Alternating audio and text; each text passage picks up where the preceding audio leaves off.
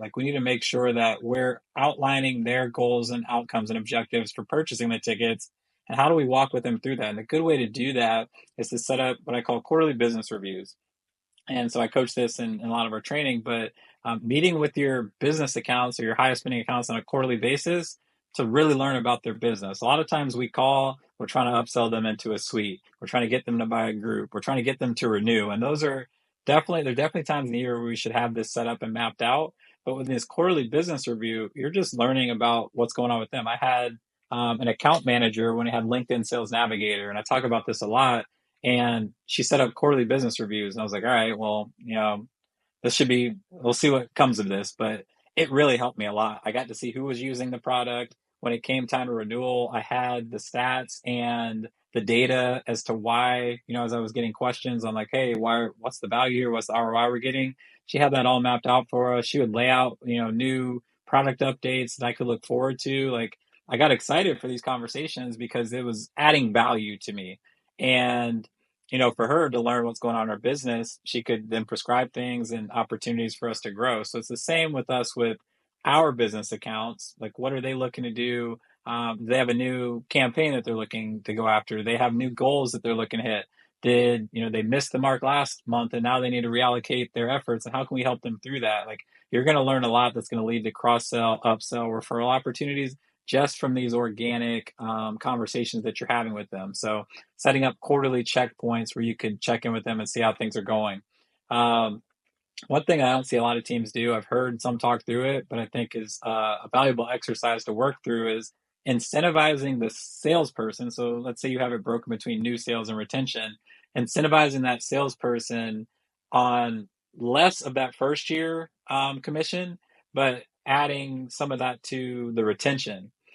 Sometimes, teams, we did it as well. If someone did like a multi-year agreement, but this will help you retain your reps because they'll want to stay longer to get some of that commission, but they'll also look to bring on people that are going to stay with you longer because they know that they're incentivized to get more of their commission on the back end. So how do you incentivize that new seller to still be involved in the process, not obviously stepping on anyone's toes, but work with the account manager to make sure that that person's achieving success and that they come back? You'll likely see a higher renewal out of those accounts sold by new sales. So just doing an audit of like, all right, are we getting people? Is this seller getting people that only stay for 1 year and they have a low renewal rate? Like I had some reps, you look and like their retention of the accounts they sold was very low.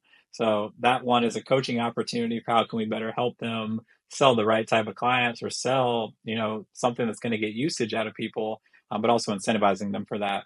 And then last piece I'd say is looking and mapping out the renewal process well in advance of the actual renewals going out. I've seen some teams, especially like for rookie accounts or first year accounts say, hey, here's what's coming up over the next 30, 60, 90 days because this is their first time going through it. But what I like to call like a 90-day renewal, I picked this up from one of my mentors, looking 3 months out and starting to map out what that looks like. How are they using their tickets? What are pilots maybe we could test over this quarter that potentially could lead to an upsell? But really starting that conversation early, getting out in front of those objections. A lot of times we hear the objections when we get the call. They've already made their decision. We've sent the renewal packet out or then for the email out and everything like that, and they opt out. It's great. We have a lot of people on auto renewal, but they just opt out. And we don't know why. And at that point, you're on the defensive because they've already made their decision. They've already talked about it internally. We can try and win some back and sweeten the pot and incentivize them. But I'd rather know and understand that they have some hesitations or potential objections 3 months out from renewals versus hearing that at the renewal deadline. Now we're scrambling to try and win that account back. So looking at it, from a longer term perspective.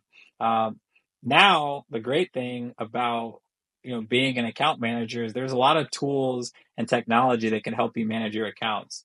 Sometimes you had to have the person who maybe wasn't as sales focused but was super organized and very good with the administrative stuff because a lot of stuff had to be done manually.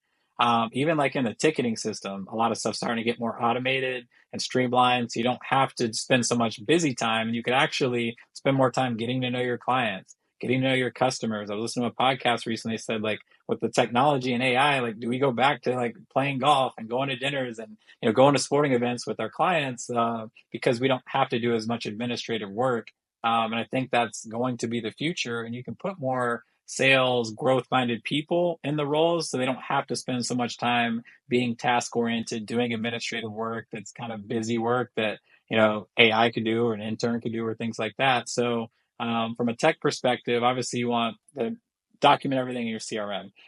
And so I've talked about on the new sales side, but making sure you have a strong CRM person. One of my directors that oversaw the service side, like he would map out all the touch points he wanted to have for the entire year and look to load those into CRM. So whether that's a sales engagement tool like an outreach or a sales loft, or maybe you just load that into your CRM, mapping out the touch points so that they don't have to guess as account managers. It's already loaded in for them. They know the purpose, they know the why behind it, and making sure that they follow up on their checkpoint and touch points. And you could see, like, all right, how many touch points did this person get? Are we on top of it? Things like I was talking to someone recently, and they realized that a good significant portion of their base hadn't been reached by their account managers. So now they're scrambling to try and get some of that made up so that they can get back on the offensive and be more proactive versus reactive, making sure that everyone's had a touch point from the rep. Um, Tools like AI tools, and I know a lot of sports teams use a Conversica or a Wolf Cycle. I'm a big fan of Wolf Cycle.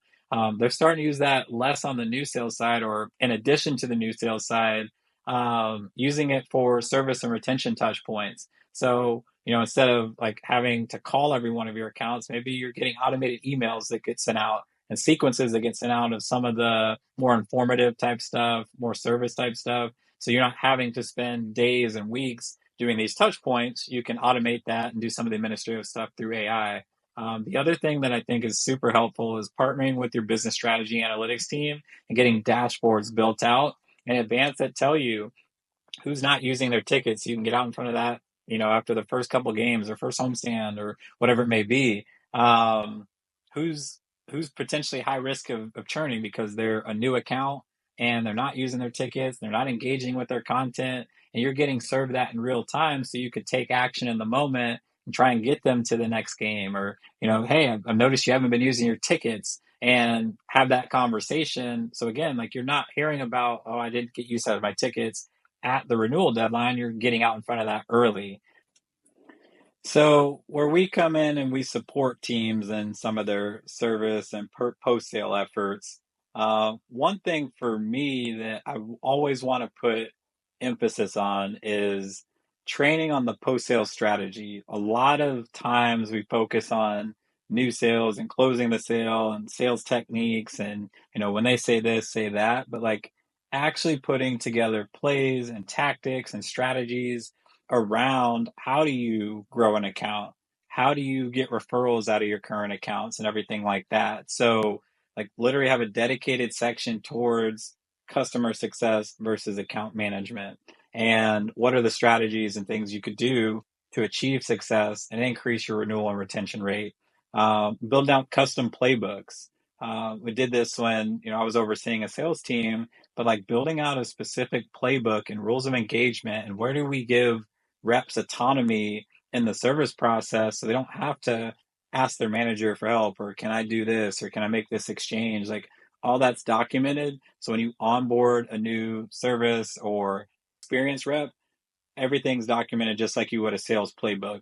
And then aligning all the functions to drive revenue, from the sales to the service, to the marketing efforts. And the good thing about sports is most vice presidents oversee both ticket sales and service. So it all kind of aligns under one person. You just need to make sure that you're working together and not against each other, fighting over sales versus service and getting the right attention. But the marketing piece is a big one, bringing marketing into the equation, into the mix, because we spend a lot of dollars marketing to try and find new clients, and we definitely need to do that because you always got to grow the pot, get new clients in, get new members, new groups, everything like that. But there's an argument to be made. Your dollars could probably go further if you market to your current accounts and market upsell, cross sell, referral opportunities, and bringing the marketing team, getting involved. So we work with teams to help build out that strategy, to make sure that it's all cohesive and bringing everyone together. So that's the fourth step in the process. Next video, I'll probably split this one up into two again. It's a little longer video. Bringing it all together.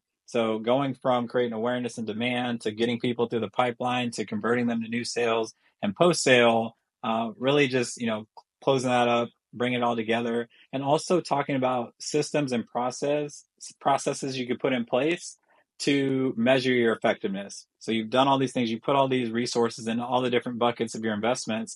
How do you measure if they're working so that you can turn off programs that aren't working, lean more into programs that are?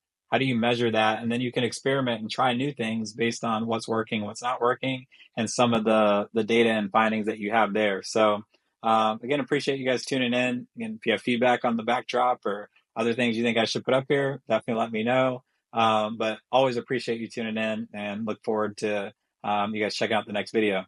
See ya.